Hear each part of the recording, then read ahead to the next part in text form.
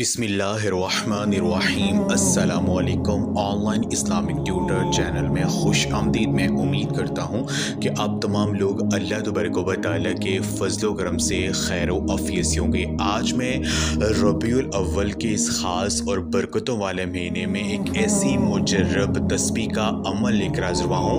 ये तस्बीह हज़रत ज़करिया अलैहिस्सलाम ने पढ़ी। अल्लाह पाक ने उन्हें इसी तस्बीह को पढ़ने की बदौलत से उन्हें बुढ़ापे में औलाद दे दी।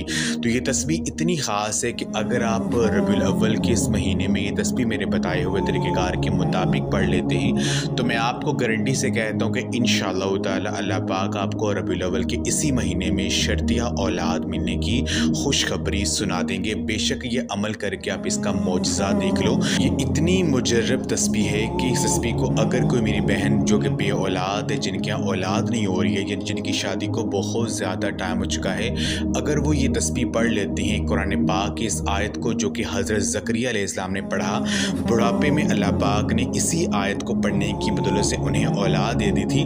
तो अगर ये तस्बीह आप मेरे बताए हुए तरीक़ेकार के मुताबिक सिर्फ चंद दिन पढ़ लेते हैं तो इंशाअल्लाह ताला इसी महीने में आपको खुशखबरी मिल जाएगी। मेरी बहन और भाइयों, शादी के बाद हर शादीशुदा जोड़े की यही कोशिश होती है कि अल्लाह पाक उसे औलाद दे दे। जिन मेरी बहन और भाइयों की शादी की जल्दी औलाद नहीं हो रही होती, जिन परेशानियों और मुश्किलात का उन्हें सामना करना पड़ता है, इसका अंदाज़ा वही लगा सकते हैं। मैं अल्लाह पाक से यहाँ पे दुआ करता हूँ कि मेरी जो भी मुसलमान बहनें और भाई जो मेरी आज की इस वीडियो को देख रहे हैं, अगर वो परेशान हैं, औलाद की नेमत से महरूम हैं, औलाद के लिए तरस रहे हैं, तो मैं अल्लाह पाक से दुआ करता हूँ कि आज का ये अमल करने की बदौलत से और हज़ूर नबी पाक सल्लल्लाहु अलैहि वसल्लम के सदक़े से और रबीउल अव्वल के इस ख़ास महीने के सदक़े से अल्लाह पाक इसी महीने में उन्हें औलाद की खुशखबरी अता कर दे। आमीन।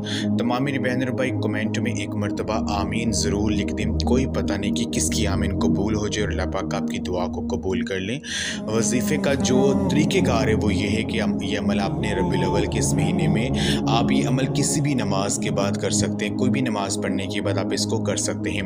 आपने कुरान पाक की ये जो आयत है जो कि हज़रत ज़करिया अलैहिस्सलाम ने पढ़ी थी, आयत ये है रब्बी ला तज़ुरनी फ़र्दन व अंता खैरुल वारिसीन। इस आयत का मफ़हूम ये है कि ए मेरे पाक अल्लाह, मुझे अकेला मत छोड़िए, आप बेहतरीन वारिस हैं। आपने अल्लाह पाक को इस तरह से पुकारना है। ये तस्बीह आपने पूरे दिन में तकरीबन कम से कम 1000 मरतबा आपने इसको पढ़ना है।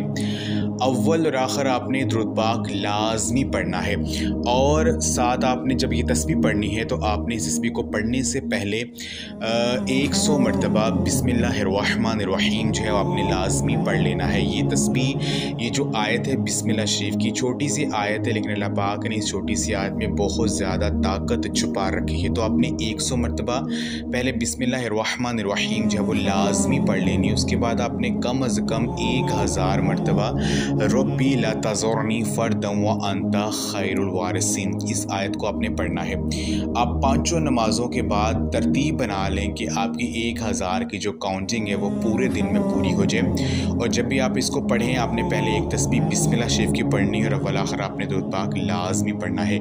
ये अमल अगर आप रबीउल अव्वल के इस महीने में कर लेते हैं तो मैं आपको गारंटी से कहता हूँ कि इंशाअल्लाह ताला अगर आपको किसी बंदिश का मसला है, कोई भी रुकावट है जो कि औलाद ना होने का सबब बन रही है, तो इंशाअल्लाह ताला ये अमल करने से वो रुकावट, वो बंदिश ख़त्म हो जाएगी और इसी महीने में आपको खुशखबरी मिल जाएगी। तो ये अमल आप लाजमी करें और इस वीडियो को लाजमी शेयर भी करें। जज़ाक